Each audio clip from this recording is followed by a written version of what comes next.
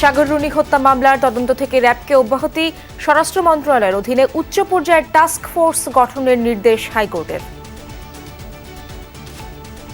Task force হওয়ার মধ্য দিয়ে যে তদন্ত হবে এটি কম্প্রিহেন্সিভ হবে, স্ট্রং হবে এবং এভিডেন্স কালেক্ট করতে অপেক্ষাকৃত কম সময় লাগবে। জয়কে অপহরণ ও হত্যা চেষ্টা মামলায় সাংবাদিক শফিক রেহমানের আদালতে আত্মসমর্পণ, প্রত্যাহার করা হলো গ্রেফতারি পরোয়ানা। সম্পূর্ণ মিথ্যা বানোয়াট মামলা। এটাকে করা হয়েছে আমার বাকরুদ্ধ করার জন্য, আপনাদের সবার বাকরুদ্ধ করার জন্য, দর্শকদের বঞ্চিত করার জন্য, পাঠকদের বঞ্চিত করার জন্য। এটাই কারণ মামলা। নির্বাচন কমিশনকে স্বাধীনভাবে কাজ করতে দিতেই তত্ত্বাবধায়ক সরকার দরকার, বললেন সংস্কার কমিশনের প্রধান। সুষ্ঠু ভোটের স্বার্থে দলগুলোকে বিভেদ কমানোর পরামর্শ। আমাদের বিভক্তিটা এত চরম পর্যায়ে পৌঁছেছে, এটা ওই যে যাই করা হোক এক পক্ষ ভালো বলবে আর এক পক্ষ খারাপ বলবে। তিস্তার পানি দ্রুত নামছে ভাটিতে, বানভাসীদের নতুন দুশ্চিন্তার নাম নদী ভাঙন। প্লাবিত 5 জেলায় শুরু হয়নি ত্রাণ তৎপরতা। বাড়ি ঘর খসে গেছে গা, গরু ছাগল তাক নষ্ট হয়ে গেছে গা। ধান, বাদাম, মরিচ এগুলো কিন্তু পানির নিচে তলিয়ে গেছে।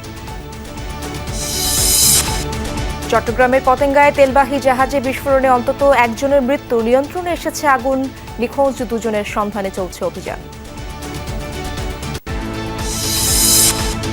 ডিসেম্বর থেকে চীনের শতভাগ রপ্তানি পণ্যে মিলবে শুল্কমুক্ত সুবিধা, সম্ভাবনা কাজে লাগাতে পারলে $2 বিলিয়ন বাজার দেখছেন বিশ্লেষকরা।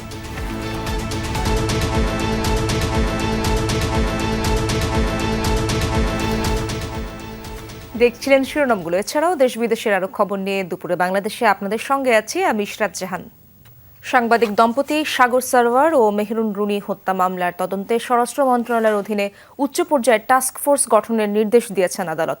6 মাসের মধ্যে জমা দিতে হবে প্রতিবেদন। একই সঙ্গে তদন্ত কাজ থেকে র্যাপিড অ্যাকশন ব্যাটালিয়ন র্যাবকে অব্যাহতি দেওয়া হয়েছে। সকালে উচ্চ আদালত এই আদেশ দেন।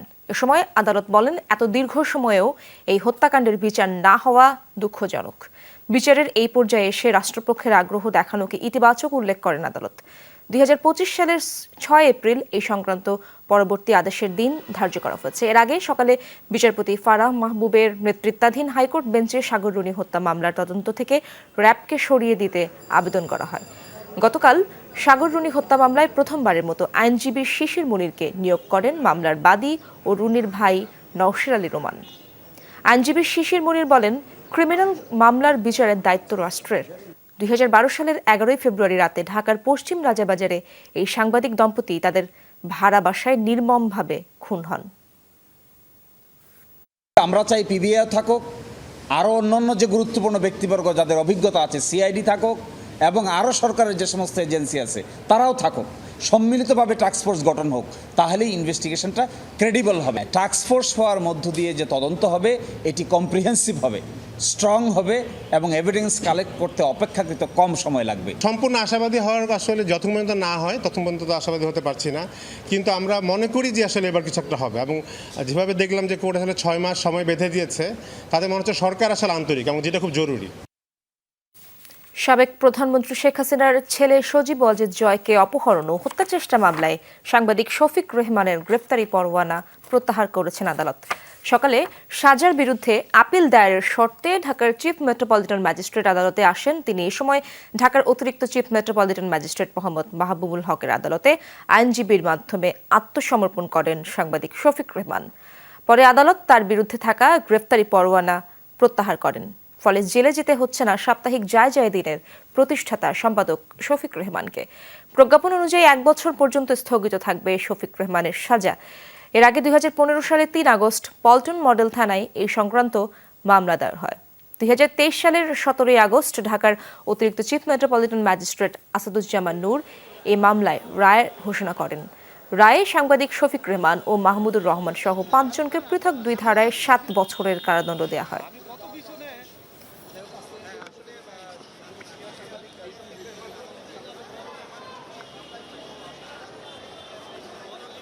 সম্পূর্ণ মিথ্যা বানোয়াট মামলা। এটাকে করা হয়েছে আমার বাকরুদ্ধ করার জন্য, আপনারা সবার বাকরুদ্ধ করার জন্য, দর্শকদের বঞ্চিত করার জন্য, পাঠকদের বঞ্চিত করার জন্য। এটাই কারণ মামলা।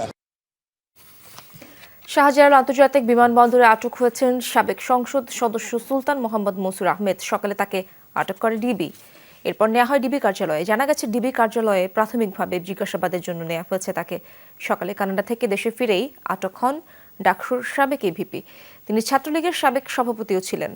পালন করেছেন আওয়ামী লীগের কেন্দ্রীয় সাংগঠনিক সম্পাদকের দায়িত্ব। তবে 2007 সালে জরুরি অবস্থার মধ্যে সংস্কারপন্থী হিসেবে চিহ্নিত হন। পরবর্তীতে যোগ দেন ডক্টর কামাল হোসেনের দল গণফোরামে। সেখানে সভাপতি মণ্ডলীর সদস্য হন সুলতান মোহাম্মদ মনসুর আহমেদ। নির্বাচনকালীন সরকার নিরপেক্ষ না হলে নির্বাচন কমিশনকে শক্তিশালী করেও সুষ্ঠু নির্বাচন সম্ভব নয়। তবে ইসি শক্তিশালী হলে পক্ষপাতমূলক নির্বাচন ঠেকিয়ে দিতে পারবে। তাই কমিশনকে স্বাধীনভাবে কাজ করতে দিতেই তত্ত্বাবধায়ক সরকার দরকার, এমন অভিমত ইসি সংস্কার কমিশনের প্রধান বদিউল আলম মজুমদারের। নির্বাচন কমিশন সংস্কারের রূপরেখা নিয়ে সহকর্মী শাকিল হাসানকে দেয়া সাক্ষাৎকারে এসব কথা বলেন তিনি। সবগুলো প্রতিষ্ঠান যদি তাদের দায়িত্ব সঠিকভাবে পালন না করে তাহলে সবচেয়ে কার্যকর, সবচেয়ে শক্তিশালী এবং সবচেয়ে এই যে করিতকর্মা নির্বাচন কমিশনের পক্ষ সুষ্ঠু নির্বাচন করা সম্ভবপর নয়।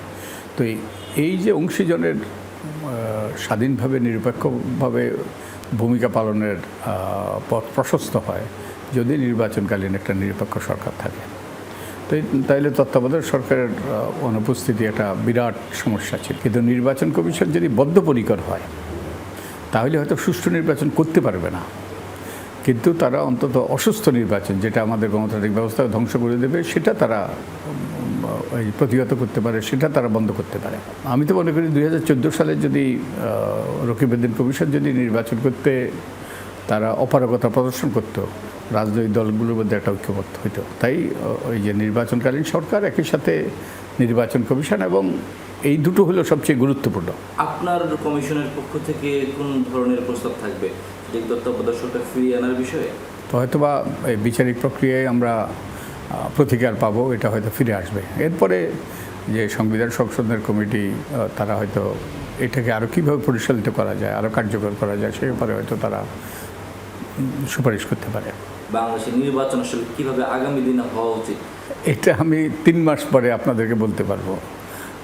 আমরা আমাদের যখন এই একত্রে বসবো, আমরা বসে যখন পর্যালোচনা করব, পর্যালোচনা করে আমরা কতগুলো সুপারিশ আমরা প্রণয়ন করব এবং প্রণয়ন করে আমরা সরকারের কাছে দেব। নিরপেক্ষ নির্বাচন কি বাংলাদেশে আসলে সম্ভব? আমার তো মনে হয় করা সম্ভব। এখন দিন দিন দূরও হয়ে যাচ্ছে, এটা ঠিক, কারণ আমাদের বিভক্তিটা এত চরম পর্যায়ে পৌঁছেছে। এটা ওই যে যাই করা হোক, এক পক্ষ ভালো বলবে, আরেক পক্ষ খারাপ বলবে। রাজনৈতিক দলগুলোর ভিতরেও তো গণতন্ত্রের চর্চা হওয়া দরকার, যেটি আমাদের দেশে অনুপস্থিত। সেটি নিয়ে কি আপনার কোনো প্রস্তাবনা থাকবে না? যদি রাজনৈতিক দল গণতান্ত্রিক আচরণ করে, স্বচ্ছ হয়, দায়বদ্ধ হয়, তাহলে গণতান্ত্রিক উত্তরণের পথ সুগম হবে। আওয়ামী লীগের নির্বাচনের আসার সুযোগ আছে বা নাই, বা হচ্ছে তারা আসলে কীভাবে আসবে, না আসলে কেন আসবে না, যদি একটু বলতেন। আমি আশা করি যে তারা সংগঠিত হতে পারবে এবং তারা সংগঠিত হয়ে নির্বাচনে অংশ নিতে পারবে, এবং যাতে নির্বাচনটা অংশগ্রহণমূলক হয়, প্রতিযোগিতামূলক হয়, সুষ্ঠু গ্রহণযোগ্য হয়। নির্বাচনের সঙ্গে ক্ষমতার যোগ আছে। এদেশে ক্ষমতায় গেলে সব পাওয়া যায়, আর হারলে সব হারাতে হয়। তাই রাজনৈতিক দলগুলো কোনো কিছু হারাতে চায় না, তাই সব নির্বাচনেই তারা জিততে চায়। দলগুলোর জিততে চাওয়ার এই আকাঙ্ক্ষাই সুষ্ঠু নির্বাচনের প্রধান অন্তরায়। এমন মানসিকতা পরিত্যাগ করা গেলে সুষ্ঠু নির্বাচন সম্ভব বলে মনে করছেন নির্বাচন বিশেষজ্ঞরা। শাকিল হাসান, যমুনা নিউজ, ঢাকা। 19 বছর বয়সী টকবগে তরুণ আতিকুল ইসলাম আর করতে পারবেন না শখের ফটোগ্রাফি। 5 আগস্ট বিজয়ের দিনে পুলিশের গুলিতে আহত হন তিনি, হারাতে হয় ডান হাত। তবে এ নিয়ে এখন আর মন খারাপ নেই আতিকের।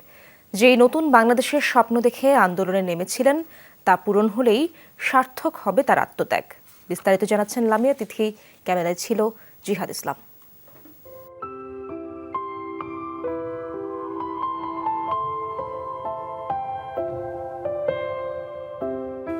ইসলামের ইচ্ছা ছিল করবেন শখের ফটোগ্রাফি, ঘুরবেন দেশ বিদেশ। বৈষম্য বিরোধী ছাত্র আন্দোলনে হাত হারিয়ে সে স্বপ্ন যে আর পূরণ হবার নয়, সেই বাস্তবতা মেনে নিয়েছেন এই তরুণ। বিজয়ের দিন উত্তরায় পুলিশের গুলিতে আহত হয় আতিকুল। 5 ও 6 তারিখে তেমন চিকিৎসা না পেয়ে ডান হাত কেটে ফেলতে হয় 7 আগস্ট। তার আক্ষেপ, যদি তাৎক্ষণিকভাবে সঠিক চিকিৎসা পেত তাহলে হয়তো হাত হারাতে হতো না, করতে পারত শখের ফটোগ্রাফি। আমরা কালকে দেখবো জিনিসটা, কালকে এসে বলে ডাক্তাররা চলে যায়। অনেকক্ষণ ওয়েট করার পর একটা চিন্তা করলো যে দেখি কিছু করা যায় কিনা। আনসারকে ডাকছে, দেখে বলতেছে দেখেন আমার ছেলেটা এরকম এরকম ডাক্তার রাখছেন, আপনি একটু রিকোয়েস্ট করে দেখেন একটু রাখি কিনা। তারা বলতেছে ঠিক আছে আমরা রিকোয়েস্ট করবো, তবে আমাদের 2000 টাকা দিতে হবে। 5 জন বলতেছে। তো এই স্বাধীন বাংলাদেশ বলার পর হচ্ছে যে স্বাধীন বাংলাদেশ সরকারি মেডিকেল, যেখানে আমাদের সব কিছু ফ্রিতে পাওয়ার কথা, সেখানে প্রথম অবস্থা ভর্তি হওয়ার জন্য ঘুষ চাচ্ছে। তো তখন আমার আব্বু ওদের 1000 টাকা দিয়েছে, কিন্তু ওরা এটা নিবে না। তারপর অনেক জোরজাবেস্তির মাধ্যমে দিয়েছে, তারপর ওরা খুশি না।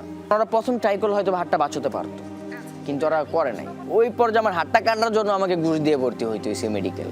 তো আমি চাই যে কখনো এরকমটা কারোর সাথে না হোক, কারো ঘুষ দিয়ে ভর্তি না হতে হয়। প্রায় 1.5 মাস হলো ডান হাত হারিয়েছে আতিকুল। ধীরে ধীরে মানিয়ে নিতে শিখেছে সে। হাত হারানোর বেদনা মাঝে মাঝে কষ্ট দিলেও মনোবল এতটুকু কমেনি। নিজের স্বার্থের জন্য লড়াই করিনি, এখানে করছি দেশ ভালো রাখার জন্য বা দেশের মানুষ ভালো রাখার জন্য। তো সেই মানুষগুলো আমাদের দেখতে আসতেছে, তার মানে আমাদের দেশের মানুষ আমাদের পাশে আছে। তাহলে এখানে নিজেকে নিয়ে অবশ্যই প্রাউড ফিল মনে করবো যে আমি দেশের জন্য একটা অঙ্গ দিয়ে হলো ভালো কিছু করতে পারছি। তরুণ আতিকের মুখে লেগে থাকে হাসি, আর মন খারাপ করতে চায় না সে। আকুল আবেদন, আন্দোলনে হতাহতদের আত্মত্যাগ যেন বৃথা না হয়। শারীরিক যে ক্ষতিটা হয়েছে, আমি মনে করি যদি আমাকে একটা দুনিয়াও লিখে দেওয়া হয় এটা অসম্ভব, এটা একবার সম্ভব না। তবে সম্ভব এরকমটা মনে করবো যদি দেশের মানুষ আমাদের পাশে থাকে। মনে করি যে আমার যে হাতটা আছে এটা হচ্ছে আমার বাবা মা, আমার যে হাতটা নেই, যে ডান হাতটা, এটা হচ্ছে পুরো বাংলাদেশের মানুষ। যে জিনিসগুলোর জন্য অঙ্গানী হয়েছি, তো সেই জিনিসগুলো আমরা না পাই, তাহলে আমি আত্মীয়গুলো জীবন দিয়ে দিতে ভেদাভেদ করবো না। আমি কিন্তু আগে এরকমটা ভেবেছি হয়তো মরবো না, তো বিজয় করে ফিরবো, প্রয়োজনে আমি আবারও মাঠে নামবো। 9ম শ্রেণী পর্যন্ত পড়েছেন আতিকুল ইসলাম। উত্তরার আজমপুরের রাজলক্ষ্মী কমপ্লেক্সের একটি দোকানে কাজ করতেন বিক্রয়কর্মী হিসেবে। এখন বিভিন্ন সংস্থা থেকে পাওয়া অনুদানে চলছে তার সংসার।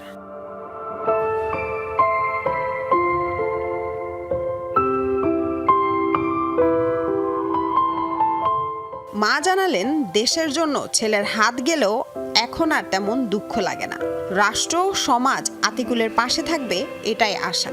তবু আমি না থাকলে ওর জীবনটা কিভাবে যাইব, এই ক্ষেত্রে একটু কষ্ট হয় আর কি।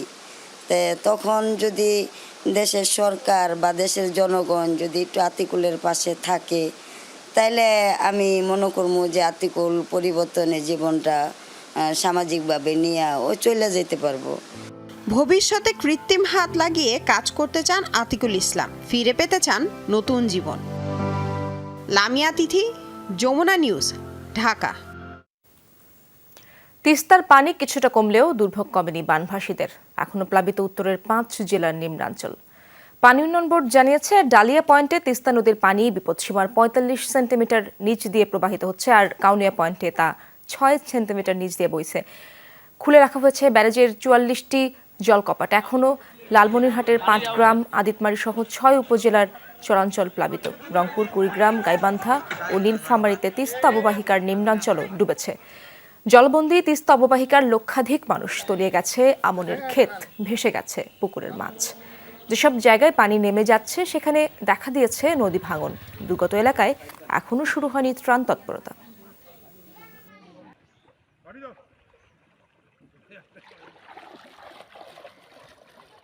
দশ 12টা ঘরবাড়ি একদম বিলীন হয়ে গেছে, ভিটামাটি বিলীন হয়ে গেছে। আর সবচেয়ে বড় কথা হলো যে এইবার যে ফসলি জমিগুলো, ফসল সহ ধান, বাদাম, মরিচ, এগুলো কিন্তু পানির নিচে তলিয়ে গেছে। ভাঙন হয়েছে, বাড়ি ঘর খসে গেছে গা, গরু ছাগল তাক নষ্ট হয়ে গেছে গা। ঘর একটা গোটা এসেছি, জায়গা কোনো থেকে পাওয়া নাছি না, কেউই দেয় না। কার আছে, সবারই গেছে। দর্শক, উত্তরের প্লাবন পরিস্থিতির খবর জানতে চাই, লালমনিরহাট যেতে চাই আমার সহকর্মী হরিণচড়া থেকে যুক্ত হচ্ছেন আনিসুর রহমান। আনিস, তিস্তার পানি তো কমতে শুরু করেছে, কোন কোন এলাকায় ভাঙনের শঙ্কা দেখা দিয়েছে আমাদেরকে জানাবেন।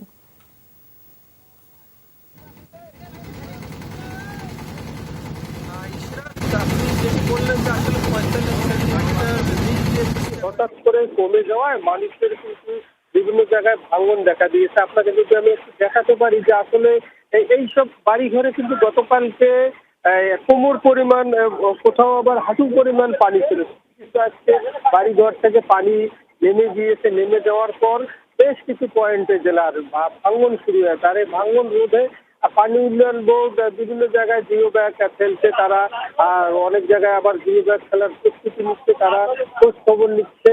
আর এদিকে যারা বাড়িঘর যাদের পানি সরে গেছে তারাও কিন্তু দুর্ভোগে রয়েছে, কেন যে অনেক বাড়িতে গর্ত হয়েছে, পানি স্রোত যেতে পারে ঘরের ভিতর দিয়ে, তারা এখন ঘর সাজানোর কাজে ব্যস্ত আছে। আর এদিকে আমি যে গিয়েছিলাম বেশ কয়েকটি ভাঙন কবলিত এলাকা, সেখানে দেখেছি গতকাল পর্যন্ত আজকে 10টি বাড়ি নদীগর্ভে বিলীন হয়েছে, বেশ কিছু আবাদি জমিও কিন্তু নদীগর্ভে বিলীন হয়েছে। তারা এখানকার ভুক্তভোগী লোকজন চান যারা আসলে তারা ফেরান চান না, তারা চান তিস্তা খনন করে, তারা চান তিস্তা খনন করে তিস্তা খাওয়া পরিকল্পনা বাস্তবায়নের দাবি এখানকার লোকজন। আনিস, ধন্যবাদ আপনাকে। চট্টগ্রামের পতেঙ্গায় একটি তেলবাহী জাহাজে বিস্ফোরণ হয়েছে, প্রাণ হারিয়েছে একজন। প্রত্যক্ষদর্শীরা জানায় সকালে তেল খালাসের সময় বাংলাদেশ শিপিং কর্পোরেশনের অয়েল ট্যাঙ্কার এমটি বাংলার জ্যোতিতে হঠাৎ বিস্ফোরণ হয় এবং নৌযানটিতে আগুন ধরে যায়। খবর পেয়ে ফায়ার সার্ভিস, বিমান বাহিনী ও নৌবাহিনীর সদস্যরা ঘটনাস্থলে পৌঁছায়। দ্রুততম সময়ের মধ্যে আগুন নিয়ন্ত্রণে আনা হয়।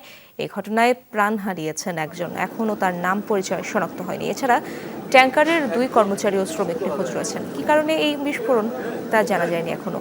ক্ষয়ক্ষতি সম্পর্কেও স্পষ্ট ধারণা মেলেনি। 1987 সালে ডেনমার্কে নির্মিত এই অয়েল ট্যাঙ্কারটি শিপিং কর্পোরেশনের বহরে যুক্ত হয় 2 বছর পর। সাধারণত ক্রুড অয়েল বহন করা হতো এই ট্যাঙ্কারে।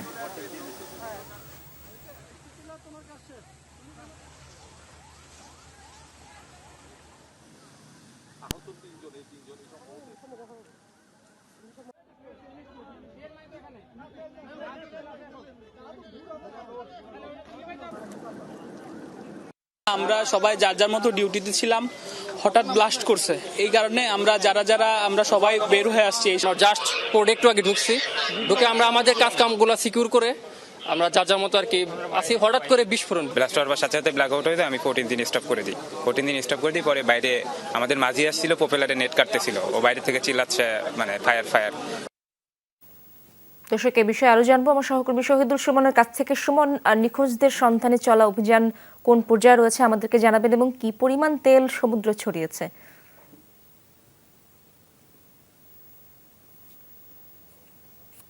ইশরাত, কোনো তেলই সমুদ্রে ছড়ায়নি, সেটি বারবারই কিন্তু আমাদেরকে নৌবাহিনী কিংবা যারা শিপিং কর্পোরেশন রয়েছেন তারা নিশ্চিত করেছেন। এই মুহূর্তে মূলত যেহেতু নিখোঁজের কথা বলা হচ্ছে বেশ কয়েকজনকে, সেক্ষেত্রে বিভিন্ন সংস্থার যারা রয়েছেন তারা যৌথভাবে সেই জাহাজটি তল্লাশি করছে, ভিতরে কোনো মরদেহ কিংবা কেউ জীবিত কিংবা মৃত অবস্থায় আছে কিনা সেই বিষয়গুলো তারা খুঁজে দেখছেন। আপনি দেখছেন যে কিছুক্ষণ আগেই সেই জাহাজটিতে আগুন একেবারেই নির্বাপন করা হয়েছে। এখন ভিতরে আসলে মূলত খুঁজে দেখার চেষ্টা করা হচ্ছে ভিতরে কেউ রয়েছে কিনা।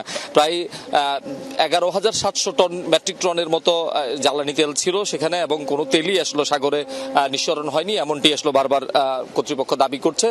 এখন মূলত যেই অভিযান সেটি শেষ পর্যায়ে, এখন সেই তেলটি আসলে কিভাবে অপসারণ করা হবে, খালাস করা হবে সেই বিষয়টি দেখছে। আমরা যতটুকু জানি এই জাহাজটি তেল নিয়ে সকালেই কুতুবদিয়া থেকে 10টায় এই ডলফিন জেটিতে এসে পৌঁছেছে। পরবর্তীতে আসলে কিছুটা বিশ্রাম নিচ্ছিলেন যারা সেখানে শ্রমিকরা রয়েছেন, ক্রুরা রয়েছেন, তারা বিশ্রাম নিচ্ছেন। হঠাৎ করে যে বিস্ফোরণ সেটিতে আসলে মূলত এই ঘটনাটি ঘটেছে। এখনো পর্যন্ত 3 জন নিখোঁজের কথা বলছে। আমরা একটি মরদেহ আসলে সেই জাহাজটিতে ঝুলে থাকতে দেখেছিলাম, অর্থাৎ যদি সেটি মরদেহ হয়ে থাকে তাহলে আরো 2 জন নিখোঁজ রয়েছে। আরেকটি তথ্য ইশরাত আপনার মাধ্যমে দিতে চাই, সেটি হচ্ছে আমরা কিন্তু এই যে জেটির আশেপাশে কিন্তু বিভিন্ন মানুষের কিন্তু খন্ডি খণ্ডিত অংশ, অর্থাৎ বিস্ফোরণের পর সেটি কিন্তু খণ্ডিত অংশ আশেপাশে ছড়িয়ে ছিটিয়ে থাকতে দেখছি। তবে এখনো পর্যন্ত ফায়ার সার্ভিস কিংবা নৌবাহিনী, কোস্টগার্ড বা দায়িত্বশীল যারা রয়েছে তারা নিশ্চিত করতে পারেনি সেগুলো আসলে কারো মানুষের কোনো খণ্ডিত অংশ কিনা। সব মিলিয়ে এখনো পর্যন্ত যাচাই বাছাই চলছে। কর্তৃপক্ষ হয়তো আরো কিছুক্ষণ পর আনুষ্ঠানিকভাবে ব্রিফ করবেন কতজন নিখোঁজ কিংবা কতজন নিহত হয়েছেন সেই বিষয়টি। সুমন, ধন্যবাদ আপনাকে। ঢাকা বিশ্ববিদ্যালয়ের ফজলুল হক মুসলিম হলে গণপিটুনির শিকার হয়ে মারা যাওয়া তোফাজ্জল হোসেন সহ গণপিটুনিতে সব মৃত্যুর ঘটনার তদন্ত চেয়ে রিট দায়ের করা হয়েছে হাইকোর্টে। রিটে বিচার বিভাগীয় তদন্ত চাওয়া হয়েছে। আইন ও সালিশ কেন্দ্রের পক্ষ থেকে আজ এই রিট আবেদন দায়ের করা হয়। আইন সচিব, স্বরাষ্ট্র সচিব সহ সংশ্লিষ্টদের রিটে বিবাদী করা হয়েছে। গত 19 সেপ্টেম্বর রাত 8:30টার দিকে ফজলুল হক হলে তোফাজ্জলকে চোর সন্দেহে আটক করেন শিক্ষার্থীরা। পরে গণপিটুনিতে মৃত্যু হয় তার। এদিকে জাহাঙ্গীরনগর বিশ্ববিদ্যালয়ের ছাত্রলীগের সাবেক নেতাকেও গণপিটুনিতে মৃত্যুর অভিযোগ আছে। তোলপাড় হয় রাজশাহী বিশ্ববিদ্যালয়ের গণপিটুনির ঘটনাও।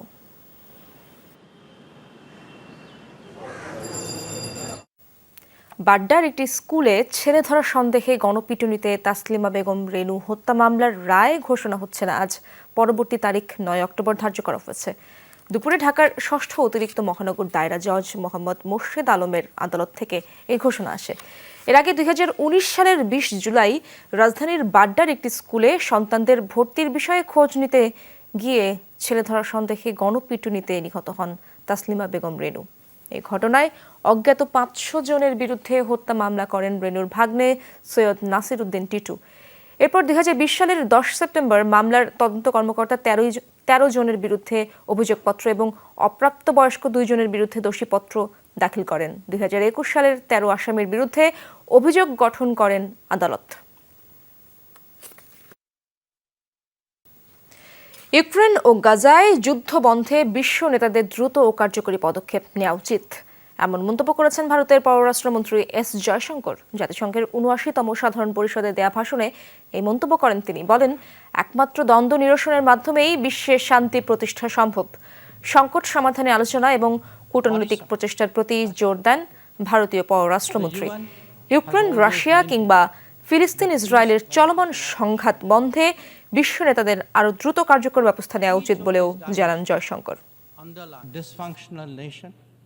Coveting the land study. That peace and development go hand in hand. বিশ্বে একনাগাড়ে যুদ্ধ সংঘাত চলতে পারে না। শান্তি প্রতিষ্ঠায় অবশ্যই এসব বন্ধ হওয়া জরুরি। ইউক্রেন, রাশিয়া কিংবা ফিলিস্তিনের সাথে ইসরায়েলের চলমান সংঘাতের অবসান ঘটাতে বিশ্ব নেতাদের দ্রুত এগিয়ে আসা উচিত। কার্যকরী ও সুদূরপ্রসারী পদক্ষেপের মাধ্যমে একটি সিদ্ধান্তে পৌঁছানো প্রয়োজন। ছাত্র জনতার গণবিপ্লবের পর যে আকাঙ্ক্ষার সৃষ্টি হয়েছে সেটিকে ধারণ করে সমৃদ্ধ বাংলাদেশ গড়ে তোলা হবে বলে জানিয়েছেন বিএনপির স্থায়ী কমিটির সদস্য সালাউদ্দিন আহমেদ। সকালে জাতীয়তাবাদী ওলামা দলের 45তম প্রতিষ্ঠাবার্ষিকী উপলক্ষে বিএনপির প্রতিষ্ঠাতা প্রয়াত রাষ্ট্রপতি জিয়াউর রহমানের সমাধিতে শ্রদ্ধা জানানো শেষে একথা বলেন তিনি।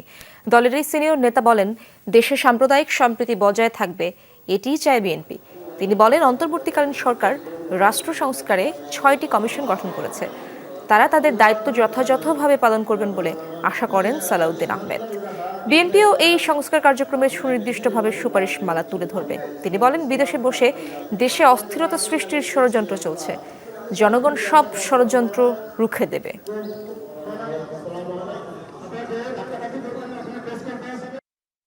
বাংলাদেশের মানুষ কোনো রকমের ষড়যন্ত্রকে বাস্তবায়ন হতে দিবে না। আমরা জানি যে আভ্যন্তরীণ এবং বহিঃশত্রুর বিভিন্ন রকমের ষড়যন্ত্র বাংলাদেশে চলমান আছে এবং তাদের ফেসিবাদের দোসররা এখনো সব জায়গায় প্রতিষ্ঠিত আছে। আমরা সকল ধর্মের মানুষ, সকল শ্রেণীর মানুষ এবং সকল পর্যায়ের মানুষ আমরা ঐক্যবদ্ধ থেকে বাংলাদেশকে একটি অগ্রগতির দিকে নিয়ে যাব। আওয়ামী লীগের প্রেসিডিয়াম সদস্য ও 14 দলের সমন্বয়ক আমির হোসেন আমু একটি বাসায় অবস্থান করছেন এমন খবরে গতকাল রাতে বসুন্ধরা আবাসিকের একটি বাসা ঘিরে রাখে শিক্ষার্থী ও সাধারণ জনগণ। রাত 10টা থেকে ভোর 4টা পর্যন্ত বাসার চারপাশে অবস্থান নিয়ে থাকে তারা। এক পর্যায়ে রাত 2টার দিকে বাসার গেট ভেঙে ভেতরে ঢোকে শিক্ষার্থীরা। এ সময় বাসার নিচ তলায় বেশ কিছু ফার্নিচার ও গ্লাস ভাঙচুর করে তারা। শিক্ষার্থীদের দাবি, সন্ধ্যার পরপরই তারা বাসা সার্চ করতে চাইলেও গেট খোলা হয়নি। উল্টো শিক্ষার্থীদের ছত্রভঙ্গ করতে ভেতর থেকে পানি মারা হয়। ছাদের ওপর থেকে ইটের টুকরাও ছোড়া হয়। জবাবে শিক্ষার্থীরাও ভবনের বিভিন্ন ফ্লোর ও ছাদে ইটের টুকরা ছুড়ে মারে। পরে সেখান থেকে শামীম নামের এক আওয়ামী লীগ নেতাসহ দুজনকে অস্ত্রসহ গ্রেপ্তার করে পুলিশ। শতভাগ পণ্যে রপ্তানি সুবিধা দিয়েছে চীন। স্বল্পোন্নত দেশ হিসেবে আগামী ডিসেম্বর থেকে এই সুবিধা পাবে বাংলাদেশ। তবে সেই সম্ভাবনা কাজে লাগানো নিয়ে আছে যথেষ্ট উদাসীনতা। বলা হচ্ছে চাহিদার ভিত্তিতে পণ্য উৎপাদন করতে হবে, তার আগে যাচাই করতে হবে বাজার। হস্তশিল্প, ম্যানমেড ফাইবার, চামড়া সহ নানা পণ্যে রয়েছে সম্ভাবনা। বিশ্লেষকরা বলছেন সুবিধা কাজে লাগানো গেলে চীনে বছরে $1.5 থেকে $2 বিলিয়ন পণ্য রপ্তানি করা সম্ভব। জনসংখ্যার দিক থেকে বিশাল সম্ভাবনাময় বাজার চীন। রপ্তানিকারক হিসেবেও বিশ্বে উঠে এসেছে বৃহৎ এই দেশের নাম। বলা যায় বাংলাদেশের একক বৃহত্তম বাণিজ্য অংশীদার চীন। দ্বিপাক্ষিক বাণিজ্যের পরিমাণ দাঁড়িয়েছে $29 বিলিয়ন, যার সিংহভাগই চীনের পক্ষে। নানা চেষ্টার পরও ব্যবধান কমিয়ে আনা সম্ভব হচ্ছে না। 2020 সালে 97% বাংলাদেশি পণ্যে শুল্কমুক্ত সুবিধা দেয় চীন। তবে 2022 সালে আরও 1% বাড়িয়ে করা হয় 98%, যার মধ্যে চামড়া ও চামড়াজাত পণ্যসহ যোগ হয় 383টি নতুন পণ্য। এখন স্বল্পোন্নত দেশ হিসেবে বাংলাদেশকে আবারও সুযোগ দিয়েছে চীন। চলতি বছরের 1 ডিসেম্বর থেকে শতভাগ রপ্তানি পণ্যে মিলবে শুল্কমুক্ত সুবিধা, কিন্তু সেই সুযোগ কাজে লাগানো সম্ভব। ব্লু ইকোনমিতে আমি অপার সম্ভাবনা দেখছি। আমাদের যে লাইট মেশিনারিজ ইন্ডাস্ট্রি এগুলো আমরা এখন তৈরি করছি, সেখানে আমি একটা বড় সম্ভাবনা দেখছি। চীন থেকে একটার পর একটা আপনার সুবিধা অ্যাভেল করছি। চীন তার দিক থেকে হাত বাড়িয়ে দিয়েছে সকল রকমের সহযোগিতা সহ। সেটাকে কতটুকু কাজে লাগিয়ে আমরা চীনের বাজারে আমাদের ফুড স্টেপটা স্ট্রং করতে পারি, সেটা কিন্তু ডিপেন্ড করবে আমাদের বাংলাদেশি ব্যবসায়ীদের উপরে। বলা হচ্ছে চীনে উৎপাদন ব্যয় এখনও বিশ্বে সর্বনিম্ন। ফলে চীনা উৎপাদকরা যে দামে পণ্য বিক্রি করে বাংলাদেশ ওই খরচে পণ্য উৎপাদন করতে পারে না। যে পণ্যগুলো আসলে চীনের বাজারে বেশি ওরা অন্যান্য দেশ থেকে আমদানি করে, সেই পণ্যগুলো যদি তারা বাংলাদেশে তৈরি করে এবং বাংলাদেশে তৈরি করতে ওদের বেশ কিছু কস্ট অ্যাডভান্টেজ আছে, ডিউটি ফ্রি অ্যাক্সেসের যে ফ্যাসিলিটিস আছে, সেটাকে কাজে লাগিয়ে তারা যদি এই পণ্যগুলো বাংলাদেশে তৈরি করে চীনে নিয়ে যায়, তাহলে তারা কিন্তু বেশ ভালো একটা কম্পিটিটিভ প্রাইসে সেম প্রোডাক্ট অফার করতে পারবে। আইসিটি, লেদার, সামুদ্রিক মাছ, চিংড়ি ও আম রপ্তানিতে আগ্রহের কথা জানিয়েছে চীন। এখন পেয়ারা রপ্তানির বিষয়েও আগ্রহ দেখাচ্ছে বাংলাদেশ। তবে দ্বিপাক্ষিক আলোচনা বাড়ানোর বিকল্প নেই। গার্মেন্টস দিয়ে কিন্তু আসলে ঠিক যে তাদের যে শতভাগ পণ্যের যে রপ্তানি যে সুবিধা, যেটা শুল্কমুক্ত সুবিধা, সেটা কিন্তু আসলে এটা হবে না। সুতরাং এখানে ডাইভার্সিফিকেশন দরকার। শতভাগ যে শুল্কমুক্ত সুবিধা দিল, তো এখন আমাদের কী ধরনের পণ্য রয়েছে, আমরা কত কম খরচে তৈরি করতে পারি এবং তাদের যে প্রয়োজন চাহিদা অনুযায়ী তৈরি করতে পারি, তো সেই ধরনের তথ্য আসলে আমাদের যে কাউন্টার পার্ট যারা চায়নার বায়ার তাদেরকে দিতে হবে। 1975 সালের 1 ডিসেম্বর বাংলাদেশ ও চীনের মধ্যে স্থাপিত হয়েছিল কূটনৈতিক সম্পর্ক। এবছরের ওই দিনেই শতভাগ পণ্যে শুল্কমুক্ত বাণিজ্য সুবিধা চালু করতে যাচ্ছে চীন। রিমন রহমান, যমুনা নিউজ, ঢাকা।